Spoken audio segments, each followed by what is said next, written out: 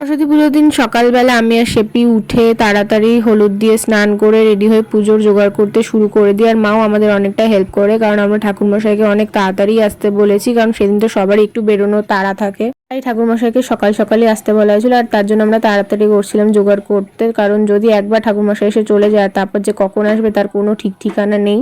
তার জন্য আমরা তাড়াতাড়ি সব জোগাড় করে নিয়েছিলাম, আর তারপর ঠাকুরমশাই চলে আসে আর এখানে পুজো শুরু হয়ে যায়। আর আমরা যেখানে পুজোটা করি সেই জায়গাটা যেহেতু একটু ছোট, তার জন্য আমরা সবাই রাস্তায় বসেছিলাম। আর এখানে দেখো পুচকিটা শাড়ি পরে এসেছে, মনে হচ্ছে ওই একটা ছোট্ট সরস্বতী আমাদের। তারপর শেপির ভাইয়ের এখানে হাতে খড়ি হচ্ছিল, ওটা শেপির মামার ছেলেও এসেছিল এখানে হাতে খড়ি দিতে। তারপর আমরা সবাই মিলে অঞ্জলি দিয়ে নিয়ে ঠাকুরমশাই আরতি করে নেওয়ার পর পুজো করে চলে যাওয়ার পর কিছুক্ষণ একটু বসে নিয়ে তারপর আমরা সবাইকে প্রসাদ দিয়ে দিই। কারণ এইসব করতে করতেই দুপুর 12টা 12:30 বেজে গেছিল, আর আমার বন্ধুরাও ফোন করছিল, শেপির বন্ধুরাও ফোন করছিল, তাই আমরা সব তাড়াতাড়ি করে প্রসাদ দিয়ে বাড়ি গিয়ে রেডি হই। আর তারপর শেপির বন্ধুদের সাথে বেরিয়ে পড়ে, আমি আমার বন্ধুদের সাথে বেরিয়ে পড়ি। তো আজকে ব্লগটা এইটুকু, যদি ভালো লেগে থাকে please do like, comment, share and subscribe to my channel. দেখার জন্য নতুন কোনো ভিডিওতে আজকের মতো এইটুকুই।